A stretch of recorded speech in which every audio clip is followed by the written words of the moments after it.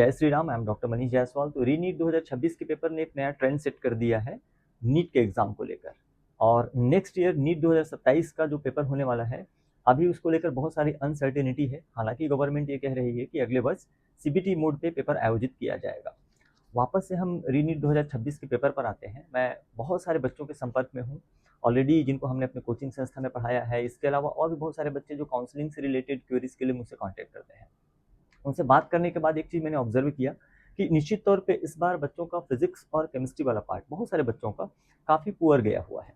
Paper analysis करने के बाद हमारी टीम ने और भी बहुत सारे टीचर्स ने ये देखा कि ठीक है, फिजिक्स का जो पेपर था, केमिस्ट्री का जो पेपर था, कंपेरेटिवली काफ़ी टफ था, लेकिन आप ये नहीं कह सकते कि इसमें से क्वेश्चन बनाए नहीं जा सकते थे।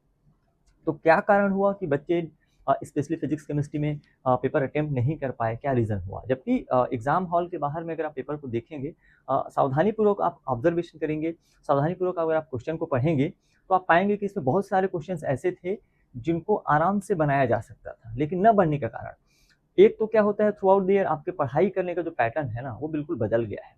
लॉलीपॉप मेथड से जब तक आप पढ़ते रहोगे ना, छोटे छोटे क्वेश्चन बनाते रहोगे, शॉर्टकट तरीका अपनाओगे, तो कभी भी अगर पेपर टफ आया तो आप कोलैप्स कर जाओगे। आप जस्ट इससे पहले देखिए, 3 मई को जो पेपर हुआ था उसमें कई बच्चों के 600 प्लस स्कोर थे, लेकिन अभी वो ड्रास्टिकली 100-120 नंबर कम आ गए। ऐसा नहीं कि वो बच्चे पढ़ने वाले नहीं थे, पहले वो सिलेक्ट हो रहे थे, लेकिन अब शायद उनके सिलेक्शन की संभावना नहीं के बराबर है। तो क्यों ऐसा हुआ? तो इसके पीछे जो मेजर एक रीजन है कि बच्चे क्या करते हैं, बायोलॉजी में एनसीईआरटी पढ़ते हैं, फॉलो करते हैं, नोट्स पढ़ते हैं, फॉलो करते हैं, लेकिन जो शॉर्टकट तरीका अपना रहा है फिजिक्स और केमिस्ट्री के लिए ना, तो आने वाला समय उसके लिए और डिफिकल्ट होने वाला है। यदि आप नीट में सिलेक्शन चाहते हैं तो ये तय है, एक ही माध्यम है और इसका कोई विकल्प नहीं है। आपको एनसीईआरटी फिजिक्स और केमिस्ट्री में भी उतना ही ध्यान से केयरफुली करना होगा जितना कि आप बायोलॉजी में करते आ रहे हैं।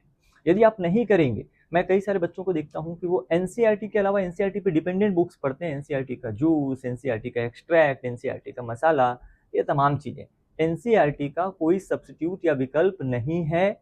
आप भले अदर चीज़ें करिए, मुझे उसमें कोई आपत्ति नहीं है, लेकिन आपको एनसीईआरटी को पढ़ना ही होगा। आप कब तक अवॉइड करोगे? फर्स्ट ड्रॉप में आप अवॉइड करोगे, सेकंड ड्रॉप लेना पड़ेगा, सेकंड ड्रॉप में अवॉइड करोगे, थर्ड ड्रॉप लेना पड़ेगा। इस तरीके से कहीं ना कहीं आपका सिलेक्शन रुक जाएगा, क्योंकि स्थिति ऐसी है कि सिर्फ एक या दो सब्जेक्ट के भरोसे आप सिलेक्ट नहीं हो सकते, आपको तीनों सब्जेक्ट में स्कोर करना पड़ेगा। ये बात अलग है कि सभी सब्जेक्ट का स्कोर इक्वल नहीं हो, चलेगा, किसी में कम किसी में ज़्यादा, ये बात सही है, ठीक है। लेकिन अगर आप सोचोगे कि मैं फिजिक्स में 0 कर लूँ, केमिस्ट्री में 0 कर लूँ और सिर्फ बायोलॉजी के वजह से सेलेक्ट हो जाऊँ, ऐसा संभव नहीं है। या आप सोचोगे कि मैं फिजिक्स केमिस्ट्री को बहुत स्ट्रॉन्ग कर लेता हूँ, अच्छा कर लेता हूँ, थ्रू आउट द ईयर मैं फिजिक्स केमिस्ट्री की कोचिंग कर लूंगा और बायोलॉजी को हल्के में लेता हूँ। अगर बायो का पेपर टफ आया उस साल तो फिर आप बायो में निपट जाओगे। तो कुल मिला के कंक्लूजन ये है कि यदि आप नीट के लिए देख रहे हैं, आगे प्रिपरेशन करना चाहते हैं, आप क्लास 11th में हैं, क्लास 12th में हैं, या फिर आप ड्रॉप लेके तैयारी कर रहे हैं, तो ये तय है, आप मेरी बात मानो या ना मानो, ये आप पे निर्भर करता है। ये तय है कि बिना एनसीईआरटी को पढ़े आपका सिलेक्शन डिफिकल्ट होगा, बहुत कठिन होगा और आपको ज़्यादा मेहनत करनी पड़ेगी। अभी जो सवाल आए हुए थे फिजिक्स में, केमिस्ट्री में, बायोलॉजी में, बहुत सारे क्वेश्चन डायरेक्टली एनसीईआरटी बेस्ड थे। अगर आपने एनसीईआरटी को ध्यानपूर्वक पढ़ा होता, फिजिक्स में भी, केमिस्ट्री में भी, तो डेफिनेटली आपसे उतने सवाल अटेम्प्ट जरूर हो जाते जिससे कि आपको एमबीबीएस की गवर्नमेंट कॉलेज की सीट आराम से मिल सकती थी। जब कई बच्चे स्कोर शेयर करते हैं ना, तो मैं उनसे सब्जेक्ट वाइज मार्क्स भी पूछता हूँ, हो सकता है आपसे भी मैंने पूछा होगा और आपने बताया होगा। तो आप खुद देखिए आपके मार्क्स का डिस्ट्रीब्यूशन क्या रहा है। आप बायोलॉजी के मार्क्स को हटा दीजिए तो फिजिक्स और केमिस्ट्री में आपके मार्क्स ऐसे आए हुए हैं जिसको किसी को बताया नहीं जा सकता। टोटल करके देख लीजिए आप। तो एक तरह से सम्मान बचा लिया बायोलॉजी ने, आपको बताने लायक मार्क्स आ गए। आपके टोटल मार्क्स 400 आ रहे हैं, 420 आ रहे हैं, 320 प्लस मार्क्स उसमें बायोलॉजी का ही कॉन्ट्रीब्यूशन है। पर क्या हमेशा इसी तरह से बायोलॉजी ईजी आएगा? ऐसा जरूरी बिल्कुल भी नहीं है। बायो का पेपर भी टफ आ सकता है।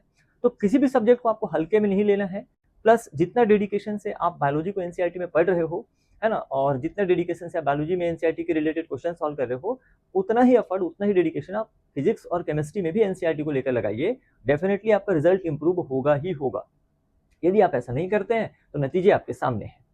पेपर कभी भी अगर टफ आता है तो आपका सिलेक्शन दूभर हो जाएगा, मुश्किल हो जाएगा। सिलेक्शन तभी संभव है जब आप पूरी ईमानदारी से, पूरे डेडिकेशन से एनसीईआरटी को करते हैं। इसका कोई विकल्प नहीं है, इसका कोई सब्स्टिट्यूट नहीं है, आपके ऊपर निर्णय है। आप देख लीजिए आप क्या करना चाहते हैं। मिलते हैं नेक्स्ट वीडियो में ऐसे इन्फॉर्मेशन के साथ, तब तक के लिए जय श्री राम।